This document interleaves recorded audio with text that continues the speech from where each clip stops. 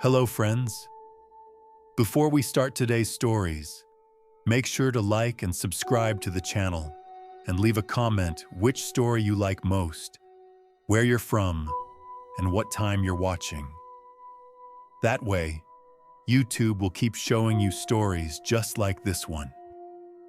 Now let's begin. I'd been working at Ravenhill Memorial Hospital for almost a decade by the time the case of Eleanor Price landed on my chart. Back then, in the late summer of 2014, the psychiatric unit's air conditioning had failed again, broken for weeks despite maintenance requests piling up. The air inside that ward felt heavy, damp, and wrong. 12-hour shifts stretched into eternity. You could smell the metal in the air, like the building itself was sweating.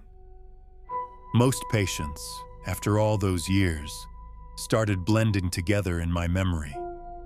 The shouters, the wanderers, the ones who talked to invisible friends. But Eleanor, she was different from the moment her husband brought her in.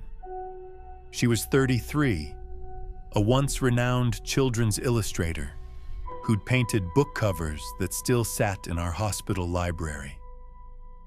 Her husband, Daniel Price, a quiet construction manager with eyes like damp gravel, had found her sitting in their backyard pool, fully dressed, head tilted back under the water like she was trying to drown without effort.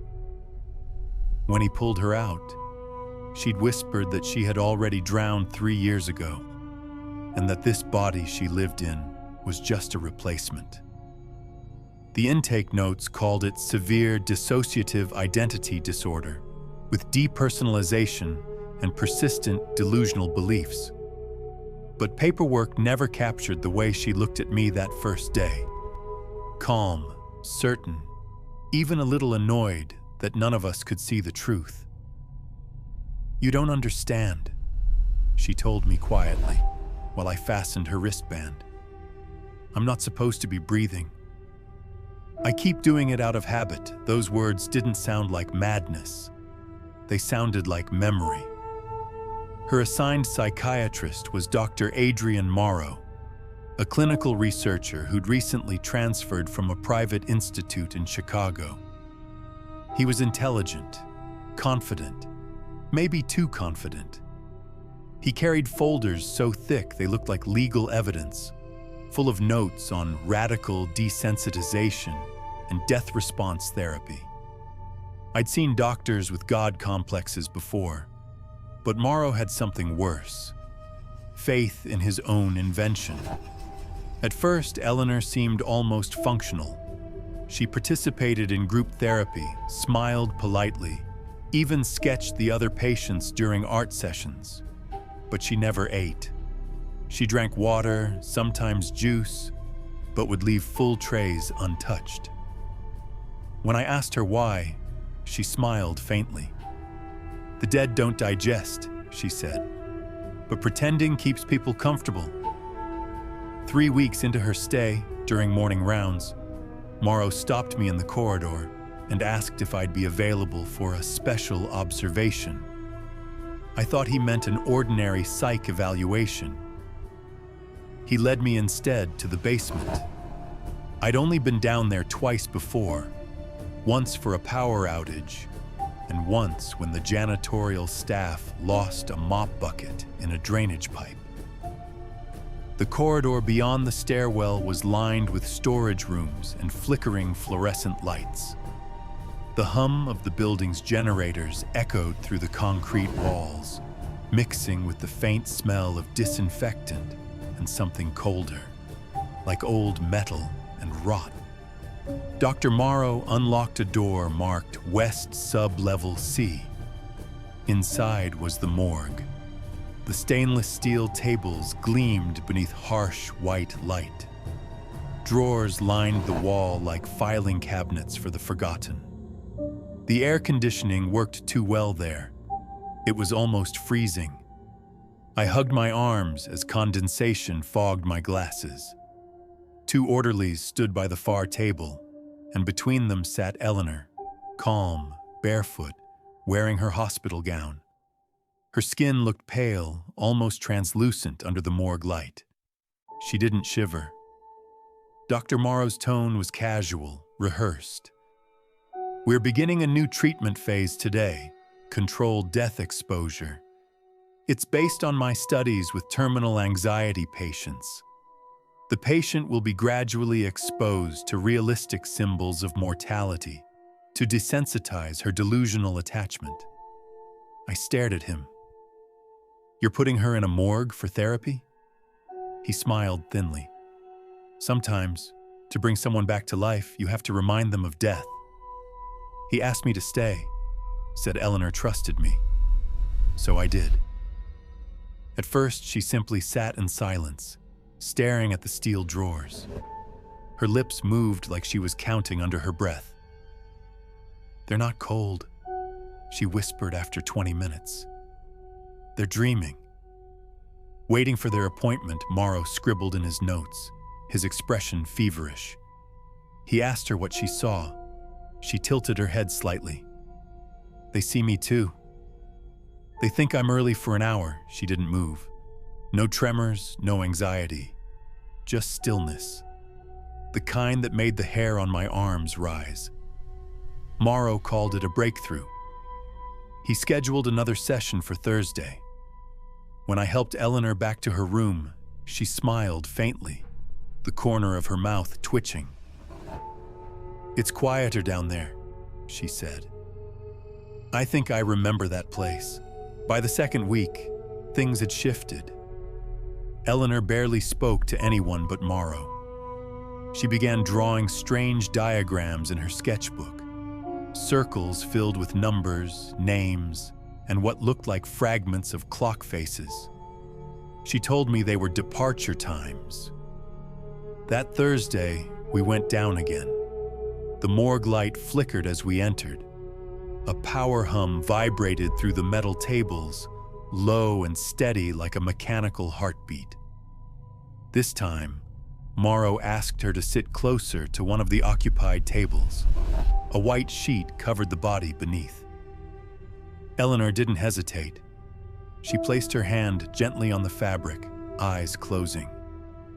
"He's not ready yet," she whispered. "He still remembers his name." Morrow's pen scratched furiously across his clipboard. He whispered to himself, "Preliminal recognition pattern." Words that meant nothing to me but seemed to excite him more than they should have. When the hour ended, Eleanor refused to leave. "It feels like home," she said softly. "Please, just a few more minutes." That night, I dreamt of her voice.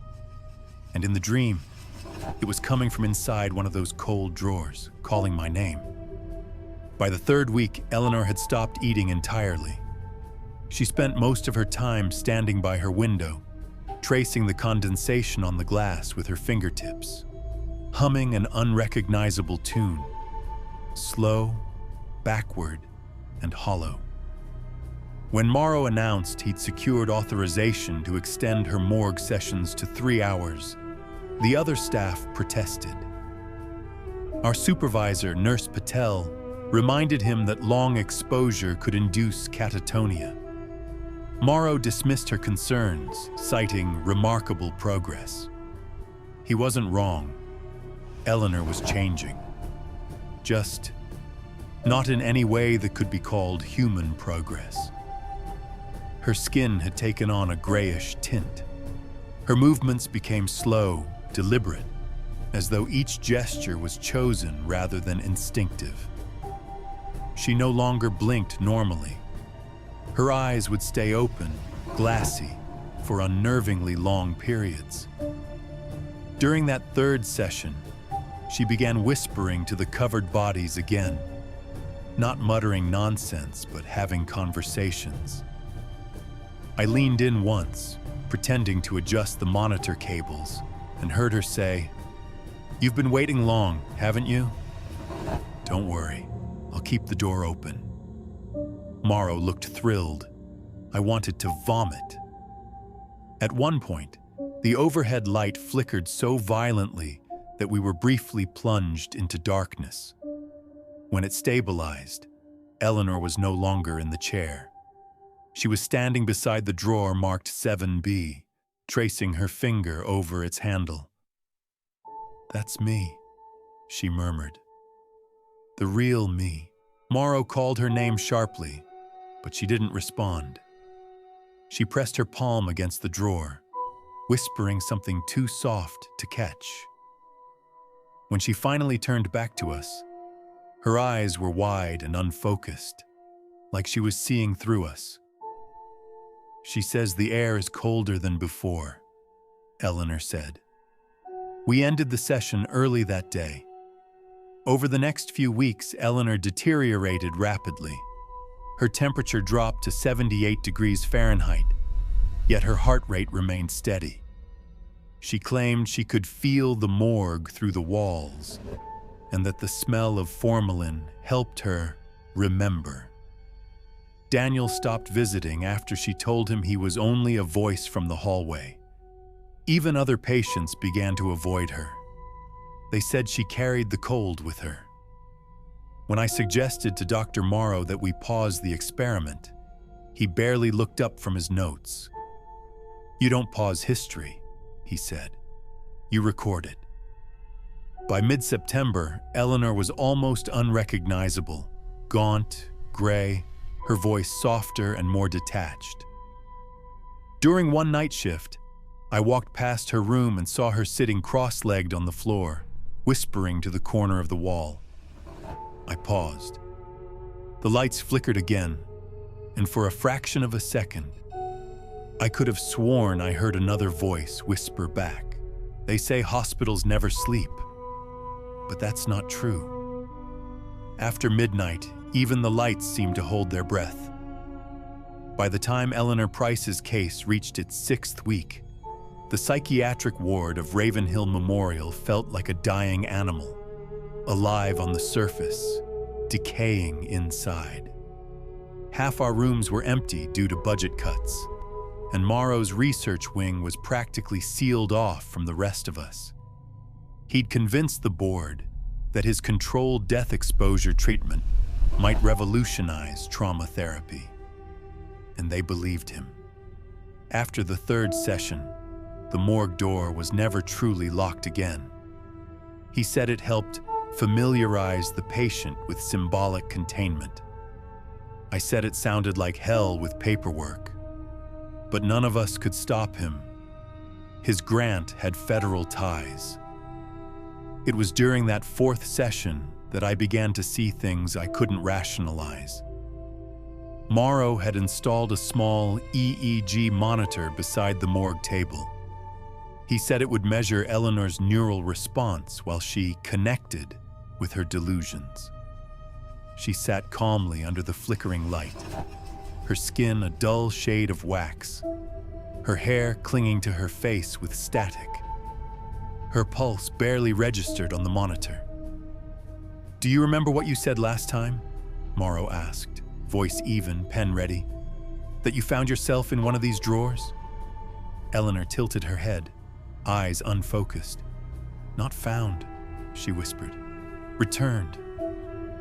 I glanced at the EEG monitor, flat. No brain activity spikes, no emotional indicators. It was like she wasn't even in her body anymore. Then the hum of the generator deepened, a low vibration that made my teeth ache. The overhead bulb flickered again, and for just a second, I could swear the drawer she was pointing at breathed, the stainless steel flexing inward, then outward, like lungs filling with air. "What was that?" I asked. "Pressure change," Morrow said without looking up. "The system's old, but I knew that sound. I'd heard it before when a body bag leaked gas during autopsy prep. It was the sound of something exhaling." Eleanor smiled faintly. "She's moving closer," she said. When I asked who, she turned her gaze toward the freezer drawers, and for the first time, I saw condensation forming along the edges of drawer 7B, though the rest of the room was dry. "She says she misses breathing," Eleanor added softly. I had to step out for air. After that day, my nights changed. I started waking up around 3:13 a.m., always from the same dream. I was standing in the morgue, the light flickering above me, and all the drawers were open, hundreds of them, empty, but breathing. When I told myself it was stress, I tried to distract my mind by rereading Eleanor's intake file. But that didn't help either. Because I noticed something strange. The date of her near-drowning incident was August 21st, 2011. The same date listed for a Jane Doe autopsy performed in Ravenhill's morgue. Drawer 7B female, mid-30s, found drowned. Case never closed. I checked the digital logs. The file had been removed 2 years later by none other than Dr. Adrian Morrow. The next morning, Morrow called me early. Eleanor had refused to sleep and requested another session before sunrise. The morgue felt colder than usual.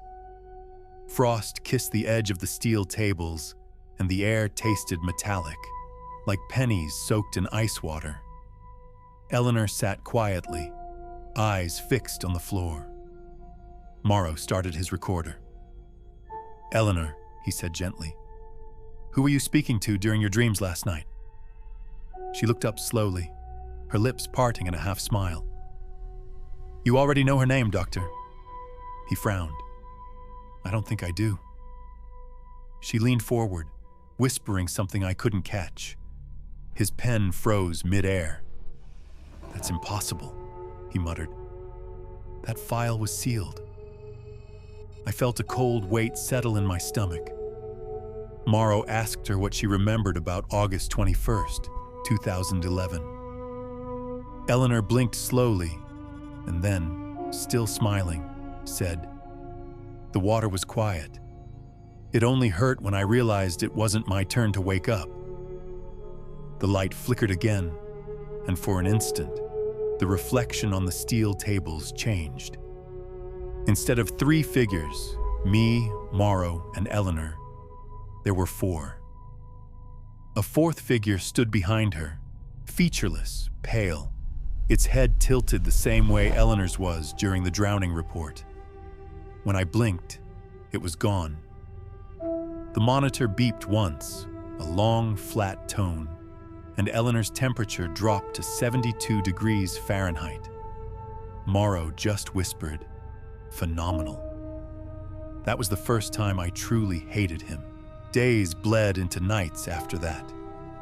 The air in the ward grew heavy and cold, especially near Eleanor's room.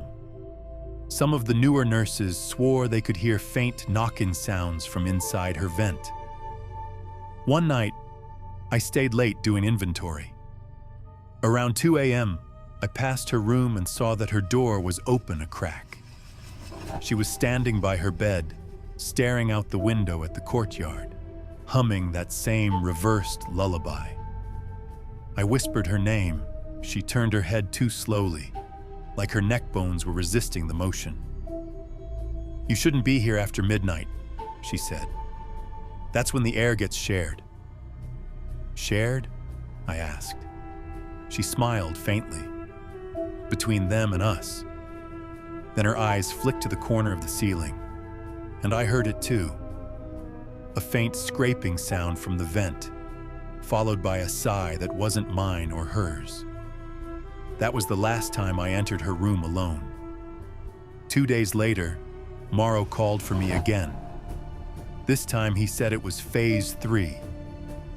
When I entered the morgue, I noticed the difference immediately.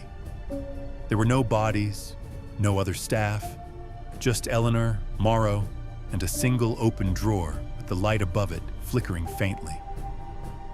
What's going on? I asked. We're crossing the threshold, he said. She's ready for immersion. Before I could respond, he handed me a clipboard with the new protocol. It was titled Simulated Death Session. He'd prepared saline solution bags chilled to near freezing, oxygen deprivation masks, and sedatives, enough to induce near hypothermic unconsciousness. I froze. "You're planning to stop her heart?" He didn't look up. "Just for 90 seconds. It's reversible. Think of it as a rebirth." "This isn't therapy," I hissed. "It's torture." Eleanor interrupted quietly. "No, it's reunion." She laid down on the steel table willingly, her breath shallow, her eyes locked on the ceiling as if she could already see through it. Morrow started the fourth. Her lips moved faintly. "If I don't come back, don't open drawer 7. Then the monitor began to drop, heart rate slowing, body temperature falling, until the flatline screamed through the room. Morrow leaned close, muttering her name, recording every detail. I stood frozen, watching frost creep up the IV line, spreading across her skin like veins of glass. The lights flickered again, once, twice, and then stayed off for a full 5 seconds. When they returned, Eleanor was gone, not unconscious, gone. The table was empty, straps undone, saline bag dripping on the floor. The drawer labeled 7B was open, and inside it, faintly, I saw condensation rising, as if something inside had just breathed out. Morrow refused to report it. He said Eleanor had entered a fugue state and fled. But the security cameras told a different story. The footage from that night was corrupted. Every frame between 3:09 and 3:14 a.m. glitched with static. You could still see the outline of the morgue, frozen, distorted.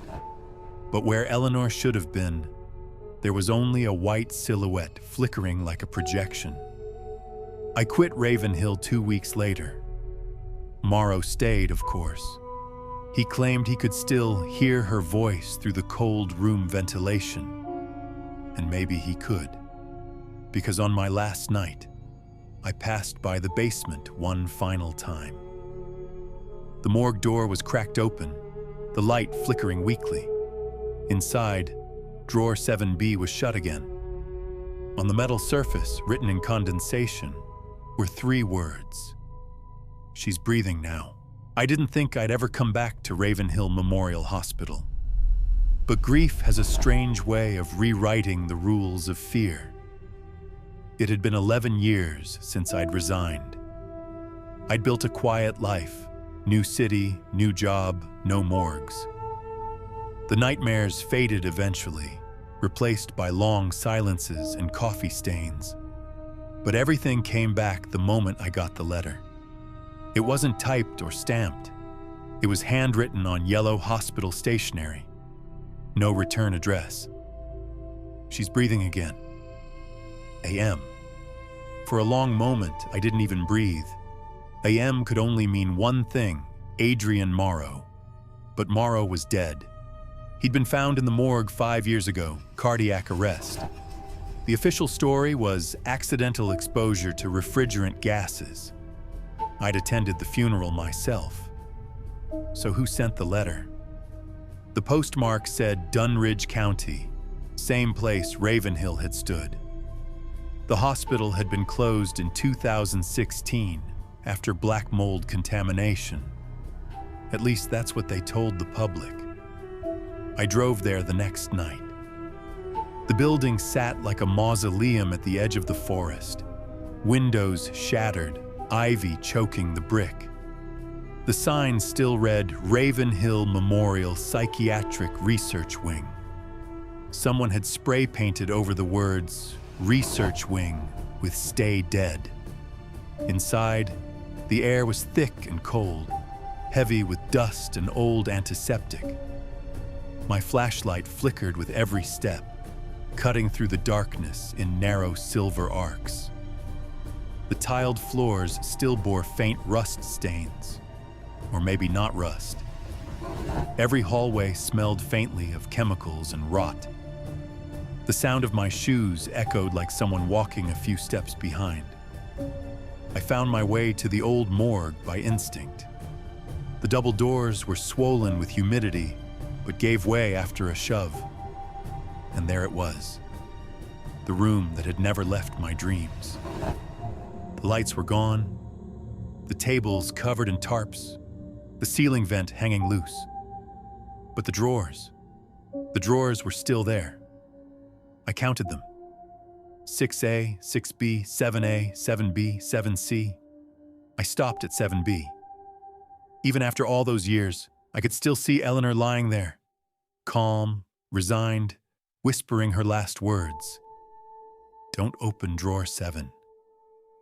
But the drawer was already slightly open. On the counter, I found a small cassette recorder. It was old, dusty, but still plugged in. Someone had been here recently. The power cables ran to a portable generator humming faintly in the corner. I pressed play. Static. Then a voice. Day 4 of posthumous contact testing. Subject, Eleanor Price. Duration, 11 years. It was Morrow's voice. Response patterns continued to align with hypnagogic interference waves. We have achieved 72 seconds of bilateral communication. She remembers. She knows me. There was a pause, then a faint, wet sound, like a breath being pulled backward through water. She's been waiting for you, Clara. The tape clicked off. My flashlight flickered violently, then steadied, pointing directly at the open drawer. Inside, faint white vapor curled out in steady breaths, like exhalations in the cold. I whispered, Eleanor? No answer. Only the hum of the generator and a slow drip of condensation hitting the floor. Then something knocked from inside the drawer. 3 times. Slow. Measured. I don't know what possessed me to do it. Maybe guilt. Maybe the need for answers. But my hands moved before my brain did. I gripped the handle and pulled it open. The drawer slid out with a metallic groan. Inside was an old body bag, frost-covered, the zipper half open. And inside that, not a body, just water. Still and black, like a reflection of a night sky with no stars. I leaned closer. The water wasn't still at all. It was rippling, faintly, from something beneath the surface. Then I saw my reflection in it. But it wasn't moving like me. It blinked a second later. Its mouth opened before mine did. It's colder on this side, my reflection whispered. I stumbled back, dropping the flashlight. It rolled away, beams spinning across the ceiling. The temperature dropped so fast, my breath crystallized in the air. The walls began to weep, water dripping from cracks in the tile, trickling toward the center of the room. The morgue was breathing again. I ran for the door, but it slammed shut before I reached it. The sound echoed through the halls like a cannon blast. My flashlight blinked out completely, and I was swallowed in darkness. Somewhere, the tape recorder started playing again on its own. Day 5 of posthumous contact testing. She's awake now. Then the sound shifted, a wet, dragging noise followed by a faint hum. A voice, faint but unmistakable, whispered near my ear. You promised you wouldn't open it. It was Eleanor, the cold wrapped around my neck like invisible hands, pressing, tightening, until my lungs screamed for air. I gasped, choking, clawing at nothing. And then, suddenly, everything went silent. For a moment, there was nothing but black water and my own reflection staring back from below. Then I was lying on the floor. The drawer was closed again, and the tape recorder, still rolling, now played my own voice. She's breathing now. 2 weeks later, a team of urban explorers uploaded footage from Ravenhill to YouTube.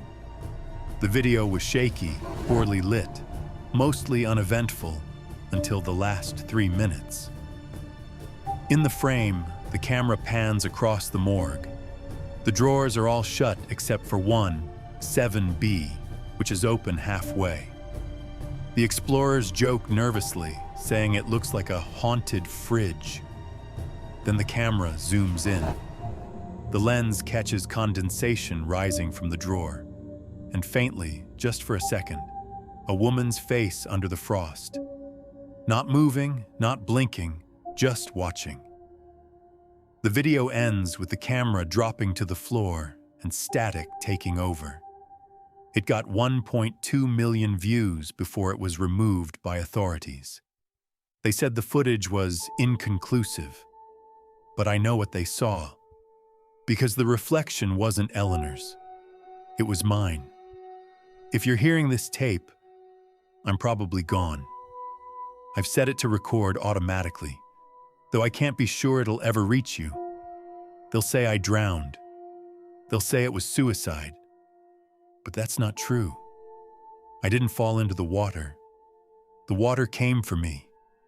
And now, I think I understand what Eleanor meant that day, when she said, "It's not my turn to wake up."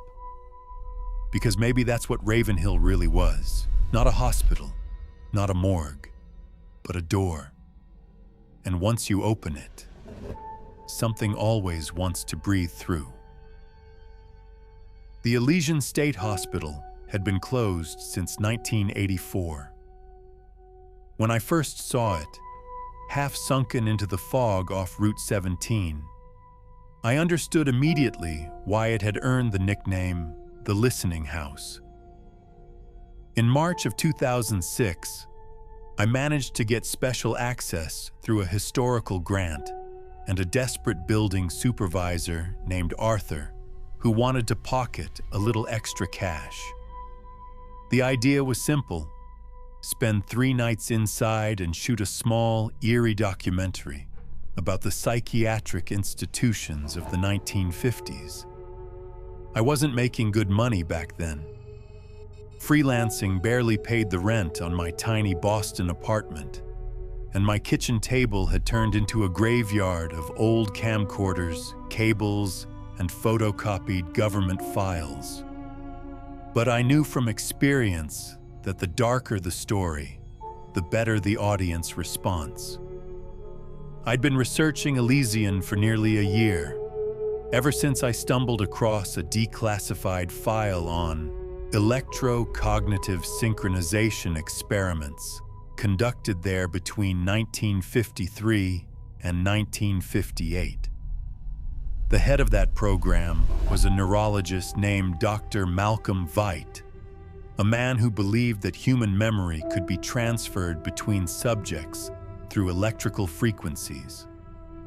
Officially, the experiments were shut down after the mysterious death of a patient named Clara Winslow. Unofficially, most of the doctor's notes vanished from state archives. I had spent months chasing fragments, half-burned letters, medical diagrams, staff rosters, until finally I got what I wanted: permission to document the remains of Elysian for 3 days. I arrived on a Friday afternoon with 2 duffel bags full of recording gear, 5 digital voice recorders, a Canon camcorder, a tripod, and more batteries than any sane person should carry. The hospital was exactly what you'd imagine an abandoned asylum to be. 4 stories of crumbling concrete and shattered windows, the smell of mildew and rust thick enough to taste. Only the electrotherapy wing, according to Arthur, had been sealed off in near-perfect condition. The state had left it untouched for liability reasons, though no one ever clarified what that meant.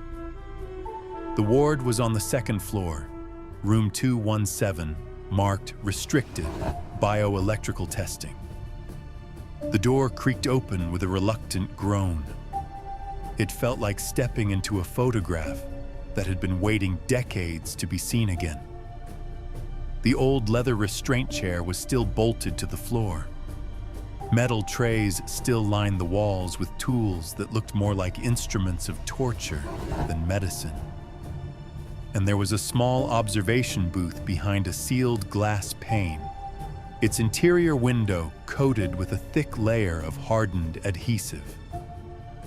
I set up the recorders, one on the tray beside the chair, one on the window ledge overlooking the courtyard, one in the hallway outside, one near the nurse's station. The fifth I kept with me as backup. My plan was simple: let them run overnight. Capture whatever the building wanted to whisper. Use the audio as atmospheric background for the documentary. That night, I slept in what used to be the doctor's lounge, down the hall from the therapy ward. Around 2:10 a.m., I woke to the sound of footsteps overhead. But the third floor had collapsed decades ago. I listened again. The rhythm was slow, deliberate, heel to toe. Then silence. I told myself it was just the pipes cooling or a raccoon exploring. At 3 o'clock, I checked my recorders. All four were still running, little red lights blinking like dying stars in the dark. The hospital had a smell that was impossible to describe, something between disinfectant and wet soil, like memories soaked into the walls. I slept again, uneasy but too tired to leave. Morning light slanted through the cracked blinds when I woke. Coffee from a thermos, stale but welcome. I collected the devices and set up in the lounge with my laptop. Most of what I heard was expected. The groan of wood, the hiss of wind through broken glass, the occasional distant creak. But the fourth recorder, the one I'd left on the metal tray beside the restraint chair, had something else. At 3:42 a.m., a faint woman's voice emerged beneath the static, barely audible yet clear enough to send a chill crawling up my neck. She was whispering names, slowly, softly, as if reading from a list.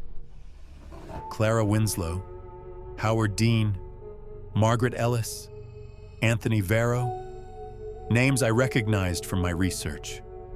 They were all patients who'd been part of Dr. Veit's electrocognitive trials in the 1950s. The voice went on for nearly 2 minutes.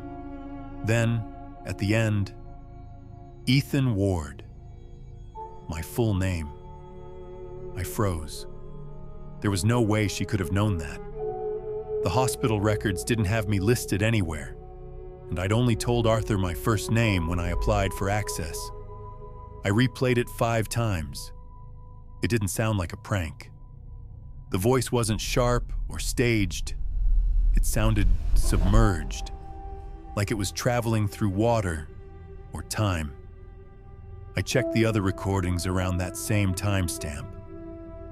On the hallway recorder, 5 minutes before the whispering started, there was the distinct sound of a door opening normally. No creak, no break. Like someone with a key had unlocked it. The nurse's station recorder had rhythmic tapping for nearly 40 minutes, starting exactly at 3:37 a.m. Tap, tap, tap, pause, then again, almost like Morse code. My rational brain tried to piece it together. Maybe interference, maybe distant plumbing noises recorded out of sync. But deep down, something told me it wasn't that. By late afternoon, I went through more of the hospital's old personnel records, the ones I'd photocopied from state archives. Dr. Veit's assistant staff were all men, 2 orderlies and 1 male nurse. No mention of any woman involved in the sessions. But in the margins of one document, written in pencil, was a note. E.V. knows about the tapes in 217. E.V. Evelyn Veit, the doctor's wife. There was no record of her ever working at Elysian, but in another file, a patient admission log, I found her name. Admitted June 1951.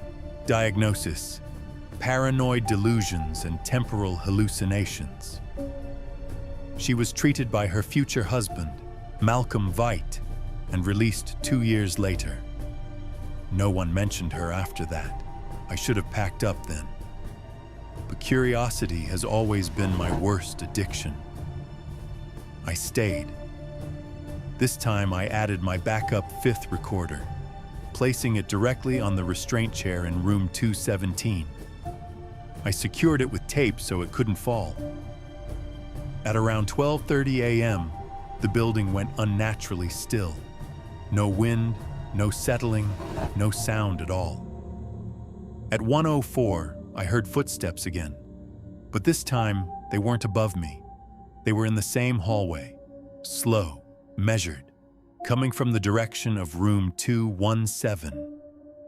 I grabbed my flashlight, heart pounding, and moved toward the noise. When I reached the ward, the red indicator lights from the recorders glowed faintly in the dark like tiny eyes, and the 5th recorder, the one taped to the chair, was now on the floor, face down. The tape had been split cleanly in half, as though something had pulled the recorder straight through it. I picked it up. It was still running, but the timestamp was wrong. It showed it had been recording for 7 hours, even though I'd only set it up 2 hours earlier, and the date had rolled back 1 day. Then I heard it. A faint humming coming from behind the sealed observation window. A melody, childlike, off-key. Soft at first, then clearer the closer I got. I leaned in. It was a woman's voice, humming through the glass like someone standing just inches away on the other side. When the tune stopped, there came slow, deliberate breathing. Long inhale, long exhale, right against the glass. I stepped back so fast I nearly dropped the flashlight. For the briefest moment, I thought I saw movement, like a shadowed figure shifting just beyond the layer of adhesive. I ran. I packed everything within 10 minutes. Didn't even check the other devices. I threw my gear into the car and drove through the night. Headlights cutting through fog that felt thicker than air itself. When I reached home at dawn, I swore I'd never go back. But Elysian wasn't done with me. I didn't sleep the morning after I left Elysian. The adrenaline was still there, buzzing under my skin like a low-grade fever. When I pulled into the parking lot of my apartment complex in Boston, I remember thinking the world felt too normal. The noise of traffic, the clatter of trash trucks, all of it sounded unreal, as though I'd stepped into a cheap imitation of reality. I dumped my bags on the couch, locked the door, and sat for hours in silence. The 5th recorder, the one that had fallen, still sat in my jacket pocket. Its screen was cracked, but when I powered it on, it worked. The timer still showed the wrong date, March 10th, 1984, the day Elysian State Hospital officially shut down. I hooked the recorder to my laptop. The file name read record_217-A, automatically generated. The first 20 minutes were just white noise, faint electrical hums, distant creaks. Then came the whispering. At first I thought it was feedback, but when I listened closely, the voices were overlapping, male and female, some crying, some laughing, faintly beneath a layer of distortion. Then a tone began, a rising frequency, sharp enough to sting my ears even through headphones. And beneath it, a woman's voice whispered one clear word: stay. I paused it immediately, rewound, listened again. Same thing. Her voice, hollow, intimate, like someone speaking directly into my skull. Then something else followed, a series of knocks, 3 slow ones, then 2 fast. I'd heard that pattern before, in the old recordings from the nurses' station. When I lined them up side by side in my editing software, the patterns matched perfectly. The sound from 2006 aligned with the recording from 1984, like an echo caught between decades. At around 4 p.m., my phone rang. A man introduced himself as Detective Halpern, Middlesex County PD. He asked if I had been on the property of Elysian State Hospital recently. I hesitated, then said yes. He sighed, said that a disturbance had been reported at the site 2 nights ago. Lights seen inside the main building, though the power had been cut for decades. When local deputies went to check, they found the main security door unlocked and several footprints in the dust. One set matched a bare foot, small, feminine. I told him I was alone. He didn't sound convinced. Before hanging up, he asked, "Did you hear anything unusual while you were there, Mr. Ward?" I lied, said no, just old building noises. After he hung up, I noticed something I hadn't before. The voicemail notification on my phone read, "One new message, time-stamped March 11th, 1984. My carrier history had no record of it. When I played it, all I heard was that same melody I'd heard through the glass at Elysian. Soft, off-key humming. And then, my own voice whispering, "You shouldn't have left." By nightfall, my apartment felt wrong. Not haunted exactly, just misaligned. When I played the chair recording again, the audio would subtly change each time. Tiny shifts, pitch alterations, reversed syllables, missing segments. At 2 a.m., I recorded myself speaking a test phrase. "This is Ethan Ward, testing playback integrity." Then I saved it and played it back immediately. For the first 2 seconds, it was fine. Then the waveform glitched, stretched, and my voice became something else entirely. "This is Evelyn." I froze. I hadn't said that name, but the waveform, the frequency, they matched my voice exactly. The file properties read, "Created, March 8th, 1984. My system clock hadn't changed. 2 days later, Arthur, the building supervisor who'd let me into Elysian, showed up unannounced at my door. He looked different, paler. His eyes darted around like he was afraid someone was listening. "Did you take anything from the hospital?" he asked. I told him no, just recordings. He shook his head violently. "You shouldn't have touched that room, man. Room 217 was hers. They sealed it for a reason." When I asked what he meant, he said something that didn't make sense. "It's not a place. It's a loop." Then he left, refusing to answer more. As he walked away, I noticed something stuck to the sole of his boot. A piece of brittle tape film, the kind used in reel recorders from the 1950s. It fell off on my welcome mat. When I picked it up, I saw faint writing scratched into the surface. "Find the remainder." I digitized the brittle tape that night using my reel converter. The audio quality was rough, decayed with age, but there was one clear section. A doctor's voice, older, formal, slightly accented. Subject exhibits disorientation, claims to hear temporal feedback loops. Audio cross-synchronization test commencing at 3 a.m. Then a woman, Evelyn, speaking softly. "He thinks I'm dreaming, but I'm awake in all of them.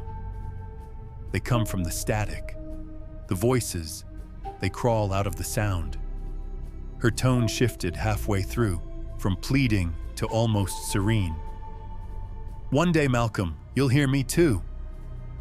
Then came a burst of feedback so loud I had to pull off my headphones. When the static cleared, another voice replaced hers, my own. "She's already here." From that night onward, time stopped feeling consistent. My clocks ran differently. My phone, laptop, wristwatch, all off by minutes, sometimes hours. Files I hadn't opened in days would show last modified timestamps from decades ago. I started hearing faint whispers in my apartment, always near electronic devices, TV static, radio hums, refrigerator motor noise. Everywhere I went, the frequency followed me. I bought a spectrum analyzer to visualize the sound. Each time the whispering began, the analyzer showed a perfect repeating waveform labeled 19.84 Hertz, a direct reference to the year Elysian closed. The pattern was consistent, almost like a heartbeat. I began to suspect the recordings weren't haunted in the traditional sense. They were contagious, like sound carrying a virus. On the third night after Arthur's visit, I woke up at 3:42 a.m. Same time the whispering had started back at Elysian. The apartment was silent, but when I looked toward my hallway mirror, I saw movement. At first, just a flicker, then a full figure, a woman standing behind me, blurred and faint, her reflection clearer than her presence. I turned around. No one there. When I looked back, she was closer in the reflection. Her eyes white, face expressionless, and she was holding something. My fifth recorder. I remember gasping, backing into the wall, knocking over a lamp. When I finally turned to grab my phone and light the room, the mirror was empty again. But the recorder, the same one I'd brought from Elysian, was now sitting on my kitchen counter. I hadn't moved it there. Its light blinked red. Recording. When I played it back, I heard a familiar sound, the same humming tune, but beneath it, my own voice whispering, panicked, distant, "Don't let her finish the song." The next morning, I got a call from Detective Halpern again. Arthur had been found dead in his car outside Elysian's main gate. No sign of struggle, no drugs, no trauma. He'd apparently suffocated, with the cassette tape ribbon wrapped neatly around his mouth and nose. They ruled it as suicide. But I knew better. When I looked at the photo leaked online by a local journalist, I noticed something impossible. In the car's rearview mirror, barely visible through the reflection, a woman's face. Not Arthur's, not mine, hers. I tried to flee Boston, packed my gear, deleted the files, even smashed one of the recorders. But when I woke the next morning, the files were back on my laptop. The recorder I'd broken was sitting on my desk, perfectly intact, displaying a new message on its tiny LCD screen. EV Channel 3 open. The timestamp read March 12th, 1984. 03:42 a.m. That date again. The last recorded night at Elysian before the government shut it down. And I realized something. The recordings weren't just repeating history. They were pulling me toward it. Each playback was tuning my surroundings, synchronizing reality to that final moment. And when it completed, I wouldn't be here anymore. I told myself I wouldn't go back. But after what happened to Arthur, and after seeing my own face reflected behind hers in that mirror, I knew the only way to stop this was to finish it where it began. Elysian wasn't a building anymore. It was a frequency, and it had tuned itself to me. I drove back 3 nights later. March 11th, 2006, exactly 22 years after the hospital had closed. The same fog hung over the hill, thick and motionless, like it had been waiting for me. When I parked by the gate, the air was dead silent. No crickets, no wind, no life at all. I carried only one bag, the 5th recorder, a flashlight, and a crowbar. No camera this time, no documentary. This was an ending. The front doors were open when I arrived. Not broken, just unlocked. Inside, the air smelled different, warmer. There was a faint electric hum running through the hallways, though the building hadn't had power for decades. When I reached the electrotherapy wing, all my equipment was still there. The tripods, the cables, the dust outlines where I'd set the recorders. Only one thing had changed. The restraint chair had been turned to face the door, and sitting on it was the fifth recorder, blinking steadily, recording.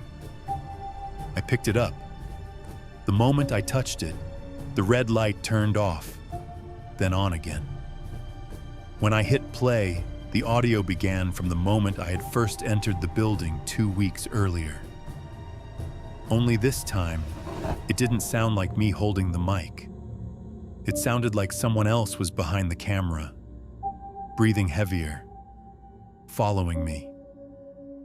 When I reached the point where I'd left the recorder on the tray beside the chair, the playback continued. Except now, the recording included my voice reacting to events that hadn't happened yet. "Don't turn around, Ethan." I froze. Then it said again, closer, louder. "She's right behind you." My flashlight flickered. I didn't move. The air grew heavy, the hum louder. And then, in the corner of the room, I saw her. Evelyn. She didn't look like a ghost. There was nothing transparent or floating about her. She looked real, as if she had simply walked out of another time and into mine. Her hair hung in wet strands over her face. Her hospital gown was stained with rust-colored blotches, and around her head, faint arcs of static light pulsed, like the air itself was distorting. She spoke softly, almost kind. "You came back to finish my song." Her voice wasn't coming from her mouth. It came from everywhere, bouncing through the walls, the recorder, the buzzing lights. "I just want it to stop," I said. "Whatever this is, the tapes, the voices, She tilted her head, smiling faintly. "They were never my tapes, Ethan. They were yours.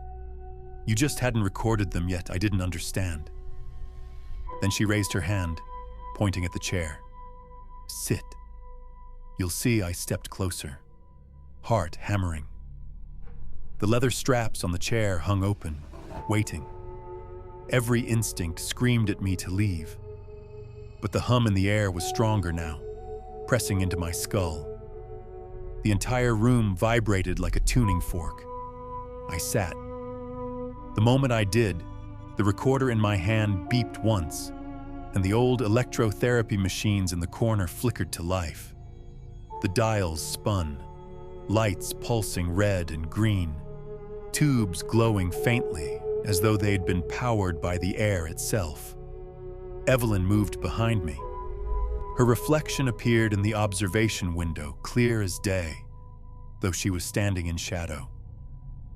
"You wanted truth," she whispered. "Now you'll listen."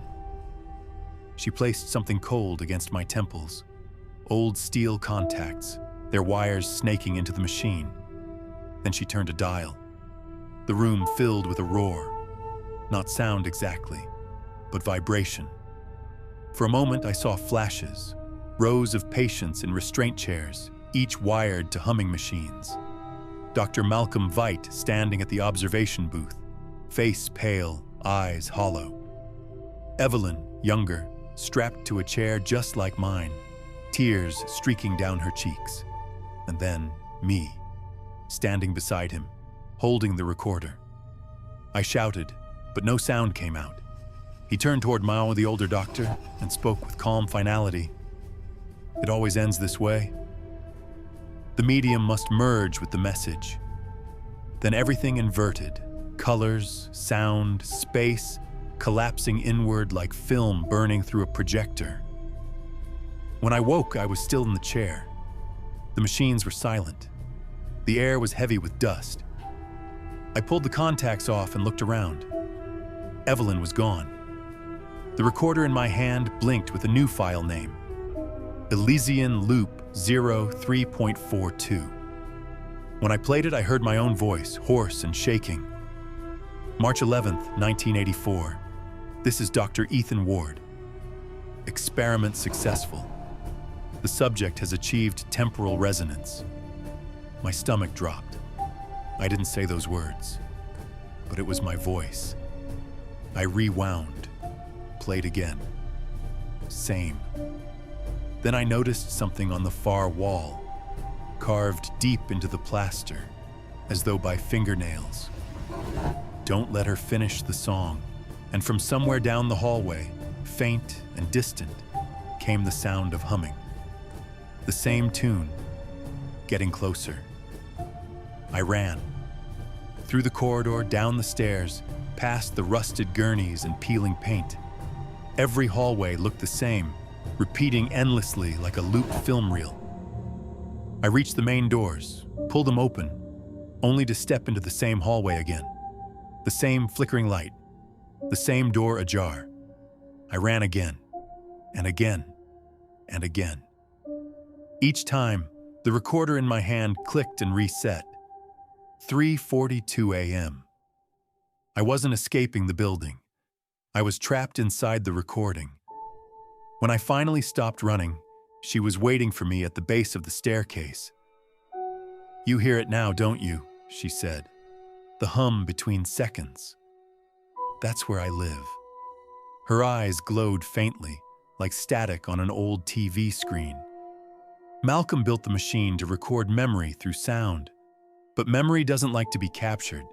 It loops, it bleeds. She stepped closer. When he tried to erase me, he recorded over himself. Now we're all just echoes. She reached out, touching the side of my face. It felt like ice and electricity combined. "The only way to end it," she whispered, "is to stop listening." Then she smiled, sad, almost compassionate. "But you won't." And she was gone. I woke up outside. Morning light. My car parked exactly where I'd left it. It felt like I'd dreamed the entire night. But in the passenger seat lay the recorder, still running. The screen displayed a single message. Transfer complete. When I played the audio, it was the entire 3-night session.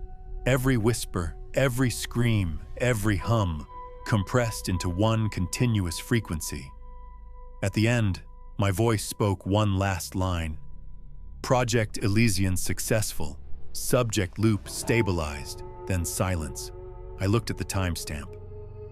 March 12th, 1984, 3:42 a.m., not 2006. They found my car a week later, abandoned by the old hospital gate. Inside, my wallet, keys, and a stack of burned CDRS labeled Elysian recordings. The local paper ran a small story about a missing documentarian. No body was found. But sometimes, very late at night, online message boards mention a strange MP3 file that appears randomly in audio folders across the web. A corrupted file that, when played, contains a woman's humming. Some say it crashes your device. Others say it doesn't play at all. It just starts recording instead. They call it the Elysian tape. And if you listen closely, you can hear someone whisper your name at the end.